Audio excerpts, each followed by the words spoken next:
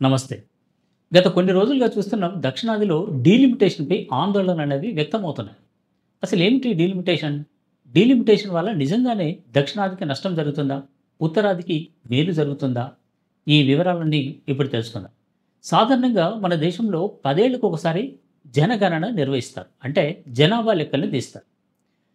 ఏ ప్రాంతంలో జనాభా పెరిగింది, ఏ ప్రాంతంలో జనాభా తగ్గింది దీన్ని బట్టి తెలుస్తుంది. లాస్ట్ సారి 2011లో జనాభా లెక్కలు నిర్వహించారు. 2021లోనే ఈ జనాభా లెక్కలను నిర్వహించాల్సి ఉంది. కాకపోతే కరోనా రావడం వల్ల ఈ జనాభా లెక్కలనేవి ఆగిపోయాయి. సో, ఈ ఏడాది చివరిలో గానీ, వచ్చే ఏడాది ప్రారంభంలో కానీ జనాభా లెక్కలు నిర్వహించడానికి కేంద్ర ప్రభుత్వం సిద్ధమవుతుంది. ఈ కొత్తగా నిర్వహించేటటువంటి జనాభా లెక్కల ప్రకారం 2026లో కేంద్ర ప్రభుత్వం డీలిమిటేషన్ చేపడుతుంది అనేది దక్షిణాది రాష్ట్రాల ఆందోళన. మరి డీలిమిటేషన్ అంటే ఏంటి అనంటే లోక్‌సభకు గానీ, అసెంబ్లీకి గానీ నియోజకవర్గాలు ఉంటాయి. ఒక నియోజకవర్గం అంటే సరిహద్దులు. ఈ ఎన్నికలు ఆ సరిహద్దులను బట్టి ఎన్నికలు నిర్వహిస్తారు. అంటే ఒక నియోజకవర్గానికి దాదాపు ఒక 10 లక్షల జనాభా ఉందనుకుందాం. సో, ఆ జనాభాకు ఒక ప్రజాప్రతినిధి అంటే 10 లక్షల జనాభాకు ఒక ఎంపీ. మామూలుగా అసెంబ్లీకైతే 3, 4 లక్షల వరకు ఉండొచ్చు. సో, అంత జనాభాకు ఒక ఎమ్మెల్యే. మరి ఈ డీలిమిటేషన్ వల్ల ఉపయోగం ఏంటి అంటే, లోక్‌సభ నియోజకవర్గానికి లేదా అసెంబ్లీ నియోజకవర్గానికి ఎన్నికలు నిర్వహించడానికి వీలుగా ఉంటుంది.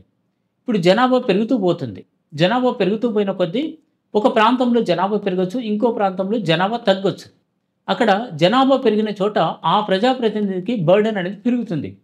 ఈ జనాభా తక్కువగా ఉన్న చోట ఆ ప్రజాప్రతినిధికి ప్రాతినిధ్యం అనేది తగ్గుతుంది.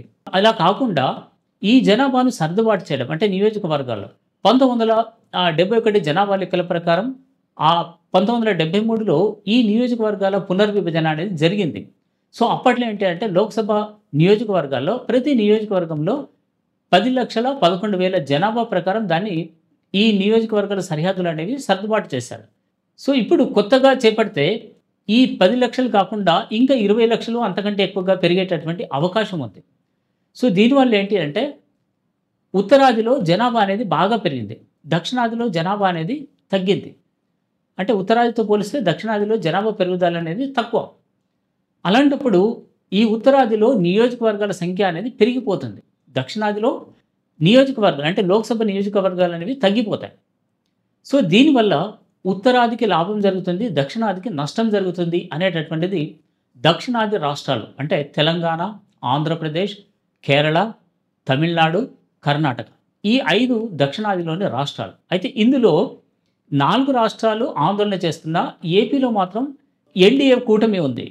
అంటే టీడీపీ, జనసేన, బీజేపీ ఈ 3 పార్టీల కలయికతో ప్రభుత్వం ఉంది. అంటే టీడీపీ, జనసేన ఇవి ఎన్‌డీఏలో భాగం కాబట్టి అక్కడ మాత్రం దీనిపైన ఆందోళన లేదు. సో, దీనివల్ల నష్టం జరగదు అనేటటువంటిది ఏపీ సీఎం అండ్ టీడీపీ అధినేత Chandrababu Naidu and deputy CM Janasena అధినేత పవన్ కళ్యాణ్ యొక్క అభిప్రాయం. సో, ఇప్పటికే ఈ విషయం వాళ్ళు స్పష్టం చేశారు. అందుకే మొన్న అంటే ఈ మార్చి 22న చెన్నైలో స్టాలిన్ నిర్వహించినటువంటి అఖిలపక్ష జేఏసీ సమావేశానికి ఏపీ నుంచి ప్రాతినిధ్యం లేదు. అటు వైసీపీకి ఆహ్వానం ఉన్నా కూడా వైసీపీ కూడా ఈ సమావేశానికి దూరంగా ఉంది. స్టాలిన్ అంటే దీన్ని ఈ దక్షిణాది రాష్ట్రాలను ఏకం చేసి దక్షిణాది రాష్ట్రాలతో పాటు అటు పశ్చిమ బెంగాల్, పంజాబ్, నెక్స్ట్ ఒడిషా ఈ రాష్ట్రాలు కూడా నష్టం జరుగుతుంది. ఈ రాష్ట్రాలు కూడా డీలిమిటేషన్ వల్ల నష్టపోతాయి అనేటటువంటి భావనతో ఆ రాష్ట్రాలకు కూడా స్టాలిన్ ఆహ్వానాలు పంపారు. అయితే అందులో పంజాబ్ సీఎం హాజరయ్యారు. నెక్స్ట్ పశ్చిమ బెంగాల్ నుంచి హాజరు కావాల్సినటువంటి టీఎంసీ అక్కడ ఓటర్ ఐడీ కార్డుల విషయంలో బిజీగా ఉంది. అంటే ఈ నకిలీ ఓటర్ ఐడీ కార్డులను అరికట్టాలనేటటువంటి పనిలో బిజీగా ఉన్నాం. సో, అందుకే ఈ సమావేశానికి రాలేకపోతున్నామని చెప్పారు.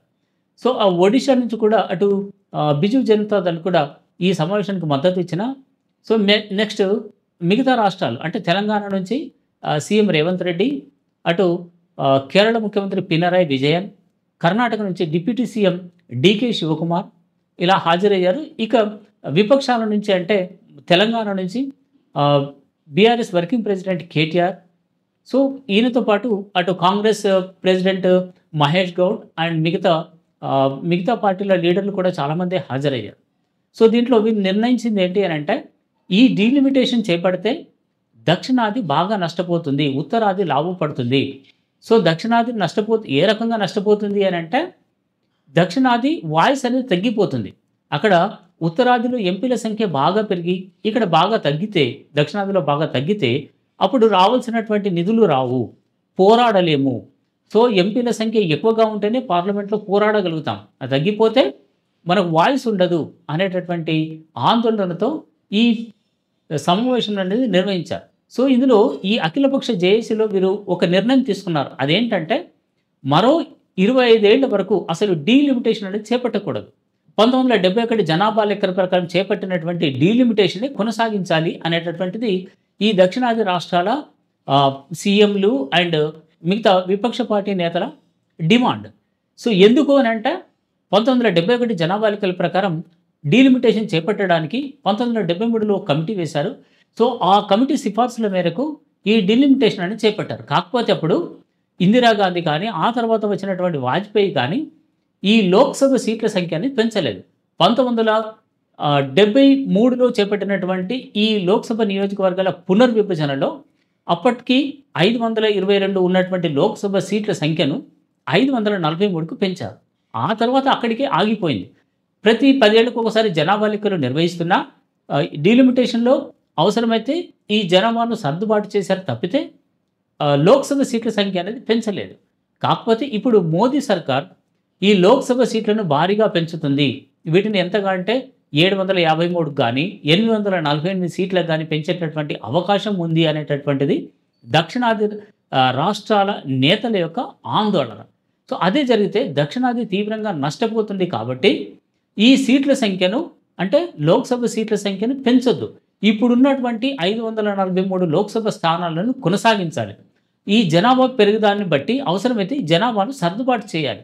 అంతేగాని సీట్ల సంఖ్యను మాత్రం పెంచకూడదు. ఇప్పుడే కాదు, వచ్చే 25 ఏళ్ల వరకు దీన్ని ఇలాగే కంటిన్యూ చేయాలి అనేటటువంటిది దక్షిణాది రాష్ట్రాల సీఎంలు అండ్ విపక్ష నేతల వాదన. మరి దీనిపై కేంద్ర ప్రభుత్వం ఏమంటుంది?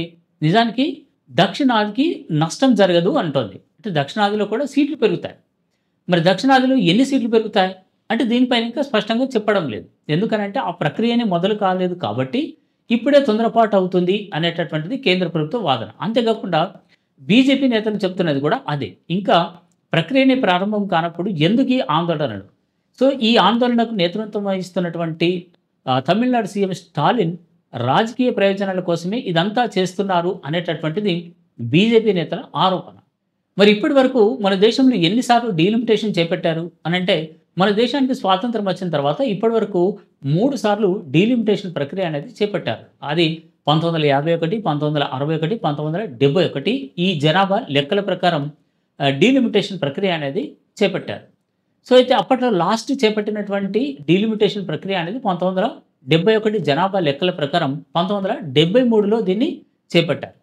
సో అప్పట్లో ఒక్కో లోక్సభ నియోజకవర్గానికి ఎంత జనాభా ఉంది అని అంటే 10,11,000 జనాభా. సో మొత్తంగా ఈ ఒక్కో నియోజకవర్గానికి 10,11,000 జనాభా ప్రకారం వాటిని నిర్ణయించారు. 1971 లెక్కల ప్రకారం 1973లో చేపట్టినటువంటి ఈ డీలిమిటేషన్లో అప్పుడు 522 ఉన్నటువంటి లోక్సభ స్థానాల సంఖ్యను 543కు పెంచారు. సో ఇప్పటికీ అదే సంఖ్య కొనసాగుతోంది. ఇక ఇప్పుడు దక్షిణాది రాష్ట్రాల ఆందోళన ఏంటంటే, ఈ కొత్తగా అంటే 2026లో డీలిమిటేషన్ ప్రక్రియ అనేది చేపడితే అప్పుడు దక్షిణాది భారీగా నష్టపోతుంది. ఉత్తరాదిలో భారీగా సీట్లు పెరుగుతాయి. మరి ఎన్ని సీట్లు పెరుగుతాయి అంటే, ఇప్పుడు ఈ నేతలు చెప్పే లెక్కల ప్రకారం లేదా అంచనాల ప్రకారం 543 ఉన్నటువంటి లోక్సభ సీట్ల సంఖ్య 753కు కానీ 848కి కానీ పెరిగే అవకాశం ఉంది. సో ఒక ఉత్తరాది పశ్చిమలోని కొన్ని రాష్ట్రాలు ఇవి కలుపుకుంటే మొత్తం ఒక 5 రాష్ట్రాల్లోనే సీట్లు భారీగా పెరుగుతాయి.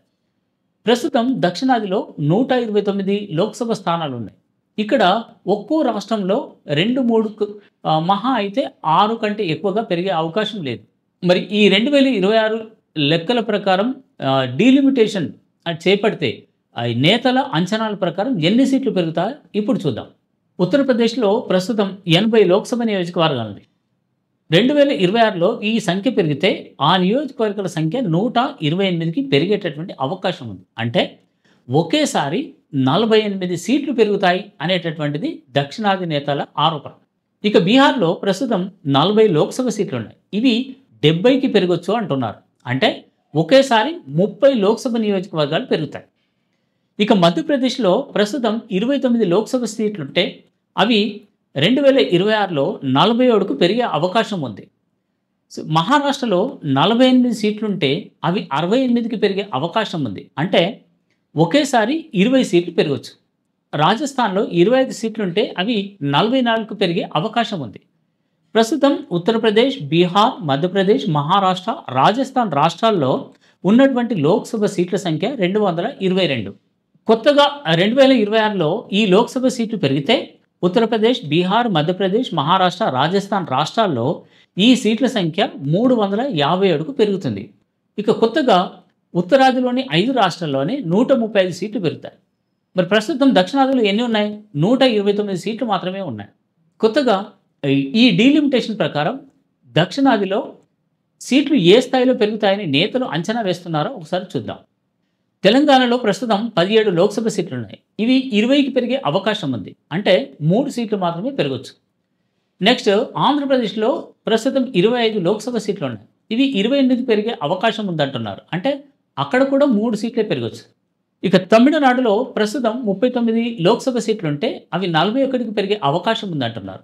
41 అనంటే కేవలం 2 సీట్లు మాత్రమే పెరిగే అవకాశం ఉంది. ఇక కర్ణాటకలో ప్రస్తుతం 28 లోక్సభ సీట్లున్నాయి. ఈ సీట్ల సంఖ్య 36కు పెరిగే అవకాశం ఉందంటున్నారు. అంటే మరో 8 సీట్లు మాత్రమే పెరగొచ్చు. ఇక కేరళ అయితే మరీ దారుణం. ప్రస్తుతం అక్కడ 20 లోక్సభ సీట్లున్నాయి. అయితే డీలిమిటేషన్లో కొత్తగా సీట్లు పెరగకపోగా ఒక సీటు తగ్గే అవకాశం ఉందంటున్నారు. అంటే ప్రస్తుతం 20 సీట్లుంటే డీలిమిటేషన్ తర్వాత ఆ సీట్ల సంఖ్య 19కి తగ్గిపోతుందంటున్నారు. ఇక తమిళనాడులో 2 సీట్లు పెరగవు కదా, మరో 8 నుంచి 12 సీట్లు తగ్గుతాయి అనేటటువంటిది తమిళనాడు సీఎం స్టాలిన్ ఆందోళన అండ్ వాదన. సో ఎందుకు తగ్గుతాయంటే కొన్ని నియోజకవర్గాల్లో భారీగా జనాభా తగ్గిపోయింది. అందువల్లనే ఈ సీట్ల సంఖ్య భారీగా తగ్గిపోతుంది. గత కొన్ని రోజులుగా ఆయన ఒక పిలుపిస్తూ వస్తున్నారు. అదేంటంటే ఎక్కువ మంది పిల్లల్ని కనండి. అంటే ప్రస్తుతం ఒకరు ఇద్దరు కాదు, ముగ్గురు అంతకంటే ఎక్కువ మంది పిల్లల్ని కంటేనే మన నియోజకవర్గాల జనాభా అనేది పెరుగుతుంది. అప్పుడు ఈ లోక్సభ నియోజకవర్గాలు అనేవి తగ్గిపోవు, వాటిని మనం కాపాడుకున్న వాళ్ళం అవుతాం అనేటటువంటిది ఆయన వాదన. ప్రస్తుతం దక్షిణాదిలో మొత్తం లోక్సభ సీట్లు 129 మాత్రమే ఉన్నాయి. డీలిమిటేషన్ తర్వాత దక్షిణాదిలో 144కు పెరుగుతాయి. అంటే ఎంత? కేవలం 15 సీట్లు మాత్రమే పెరుగుతాయి. ఉత్తరాదిలోని కేవలం 5 రాష్ట్రాల్లో సీట్ల సంఖ్య 357కు చేరితే దక్షిణాదిలో 144 మాత్రమే పరిమితం అవుతాయి. అందుకే అటు లోక్సభలో మన వాయిస్ అనేది తగ్గిపోతుంది. మన దక్షిణాదికి రావాల్సినటువంటి నిధులు తగ్గిపోతాయి. అప్పుడు అభివృద్ధి కుంటుపడుతుంది, సంక్షేమం అనేది తగ్గిపోతుంది. దీనివల్ల దక్షిణాదిలోని 5 రాష్ట్రాలు వెనుకబడిపోతాయి. ఈ దక్షిణాదితో పాటు ఉత్తరాదిలో ఉన్నటువంటి మరికొన్ని రాష్ట్రాలు కూడా ఈ వెనుకబడతాయి అనేటటువంటిది స్టాలిన్ వాదన. అందుకే ఈ మార్చి 22న చెన్నైలో ఒక మీటింగ్ పెట్టి దానికి దక్షిణాది రాష్ట్రాలతో పాటు అటు పంజాబ్, ఒడిషా అండ్ పశ్చిమ బెంగాల్ రాష్ట్రాల ముఖ్యమంత్రులు అండ్ విపక్ష నేతలను ఆహ్వానించారు. సో ఇది దక్షిణాది యొక్క ఆందోళనకు అసలు కారణం. ఉత్తరాదితో పోల్చితే దక్షిణాదిలో జనాభా ఎందుకు తగ్గింది? సో దీనికి కారణం లేకపోలేదు.